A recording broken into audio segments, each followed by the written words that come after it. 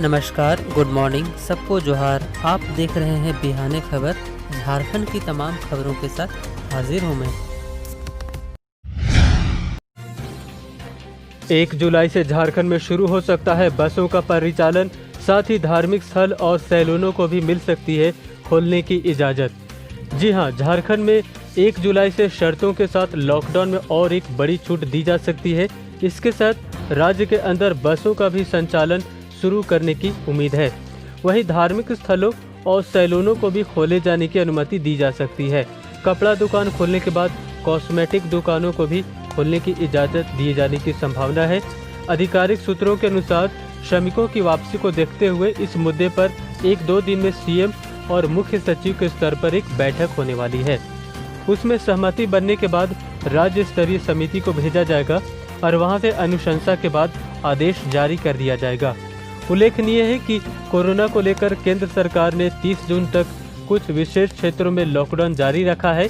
हालांकि केंद्र सरकार की पूरी छूट झारखंड में अभी भी लागू नहीं की गई है। इधर बसों के संचालन को लेकर परिवहन विभाग को भी होमवर्क करने का निर्देश दे दिया गया है। एसी बसें और सामान्य बसों के परिचालन में क्या क्या शर्तें होंगी, इसके लिए अभी से गाइडलाइन तैयार की जा रही है।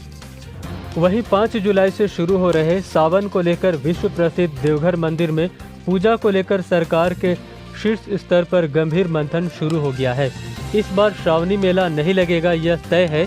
इसके बावजूद पर्यटन विभाग ने श्रावणी मेला के दौरान ऑनलाइन पूजा और दर्शन की व्यवस्था करने का प्रस्ताव सरकार को दिया है। इधर वित्त मंत्री डॉक्टर रामेश्वर उरांव ने कहा कि वर्तमान समय में तो सुप्रीम कोर्ट ही सोशल डिस्टेंसिंग पर नजर रख रहा है। पूरी रथ यात्रा में कर्फ्यू लगाकर रथ यात्रा निकालने की इजाज़त दी गई। ऐसे में इस बार देवघर बाबा मंदिर में आम लोगों का जलाभिषेक करना मुश्किल होगा। भीड़ के कारण सोशल डिस्टेंसिंग संभव नहीं हो पाएगा। सावन में बैद्यनाथ धाम और बासुकीनाथ मंदिर खोलने के लिए सांसद निशिकांत दुबे ने हाईकोर्ट में याचिका दायर की है।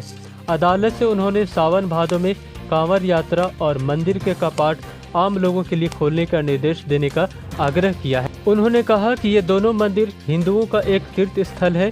देश भर से लाखों श्रद्धालु हर साल सावन में जल चढ़ाने आते हैं। मंदिर में नियमित पूजा भी होती है। इस कारण धार्मिक यात्रा की इस महत्व को देखते हुए मंदिर को खोला जाना चाहिए। कांवड़ यात्रा पर आज तक कभी रोक नहीं लगी है। प्राकृतिक आपदा और 19वीं सदी में प्लेग और कॉलरा जैसी महामारी में भी मंदिर में पूजा होती रही और कांवड़ यात्रा होते रहे। पद्मश्री पुरस्कार प्राप्त झारखंड की जानी मानी तीरंदाज दीपिका कुमारी के विवाह समारोह में धोनी एंड फैमिली भी होंगी शामिल। 30 जून को है शादी समारोह। जी हां, टीम इंडिया के पूर्व कप्तान महेंद्र सिंह धोनी अपने परिवार के साथ 30 जून को पद्मश्री ओलंपियन दीपिका कुमारी की शादी में शिरकत करेंगे। धोनी ने दीपिका और ओलंपियन अतनु दास की शादी का निमंत्रण कार्ड स्वीकार कर लिया है। माही ने अपने परिवार के साथ मोरहाबादी स्थित वृंदावन बैंक्वेट हॉल में होने वाले विवाह समारोह में आने का भरोसा दिया है। धोनी को शादी का निमंत्रण कार्ड दीपिका और उनके पिता ने दिया। इस दौरान माही के माता पिता के अलावा उनकी पत्नी और बेटी भी मौजूद थी। यह पहली बार है कि दीपिका ने धोनी से मुलाकात भी की है। रात्रि 7 बजे के बाद धोनी विवाह स्थल पर आएंगे।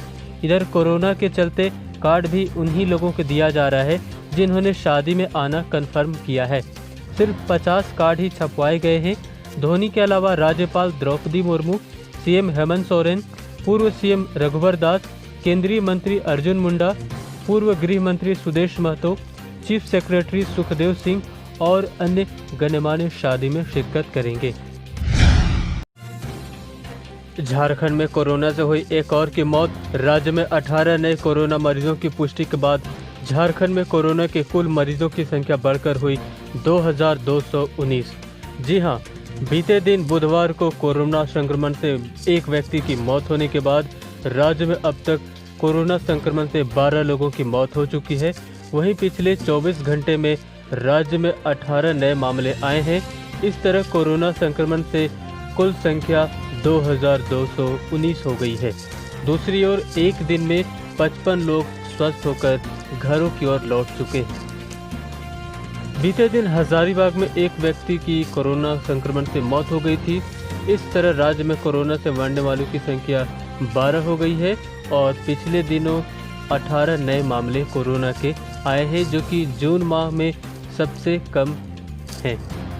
बीते दिन झारखंड से 18 नए मामले मिले हैं। उनमें धनबाद से 5, हजारीबाग से 4, पूर्वी सिंहभूम से 2, खूंटी से 2, देवघर से 1, लोहरदगा से 1, पलामू से 1, रांची से 1 और सरायकेला से 1 कोरोना संक्रमित शामिल हैं। अब तक कोरोना संक्रमण की कुल संख्या 2219 पहुंच गई है। वहीं राज्य में एक्टिव केसों की संख्या अब 632 रह गई है। वहीं बीते दिन राज्य में 55 लोगों ने कोरोना को मात देते हुए इससे स्वस्थ होकर अपने घरों की ओर लौटे हैं। इस तरह से अब राज्य में 1575 लोग स्वस्थ हो चुके हैं। बुधवार को सिमडेगा से 42, लोहरदगा से 4, रांची से 4, पूर्वी सिंहभूम से 2, लातेहार से 2 और गुमला से 1 कोरोना संक्रमित स्वस्थ होकर घरों की ओर लौट चुके हैं। वहीं झारखंड में जिले के हिसाब से कोरोना संक्रमितों की संख्या देखें तो सिमडेगा में 119, पूर्वी सिंहभूम में 179, कोडरमा में 56, रांची में 53, हजारीबाग में 51, गुमला में 37, रामगढ़ में 32, पश्चिमी सिंहभूम में 31, देवघर में 23, गिरिडीह में 20, लोहरदगा में 16, धनबाद में 18, गढ़वा में 11, जामताड़ा में 8, लातेहार में 8, सरायकेला में 8, बोकारो में 7, चतरा में 7, गोड्डा में 7, पलामू में 5, खूंटी में 2 और साहेबगंज में 2 कोरोना के एक्टिव केस हैं।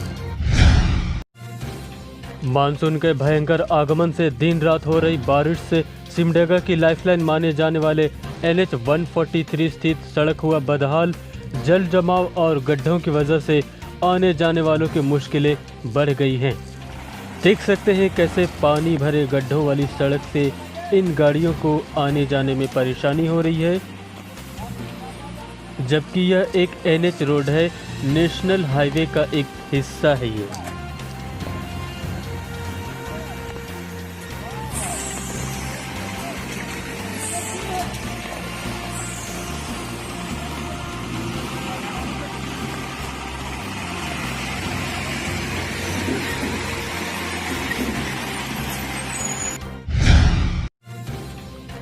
रिम्स के डेंटल विभाग से हुआ 2.5 करोड़ रुपए के टेंडर घोटाले का खुलासा।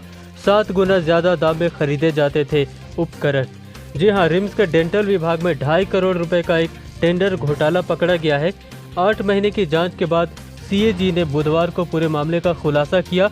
अपनी रिपोर्ट में 2018 में डेंटल इंस्टीट्यूट के लिए खरीदी गई वैन, डेंटल चेयर आदि की खरीदारी में बड़ी गड़बड़ी की आशंका जताई गई है। साथ ही कहा गया कि सामान की खरीदारी में इस कदर की अनियमितता बरती गई कि 35 लाख रुपए की सामान वाली dental mobile van 1 crore 47 lakh में खरीदी गई। जिन 110 रेगुलर चेयर की बाजार कीमत 2.25 लाख रुपए है, उन्हें 14 लाख रुपए में खरीदे गए। एडवांस्ड डेंटल चेयर की खरीद में भी घोटाला किया गया है।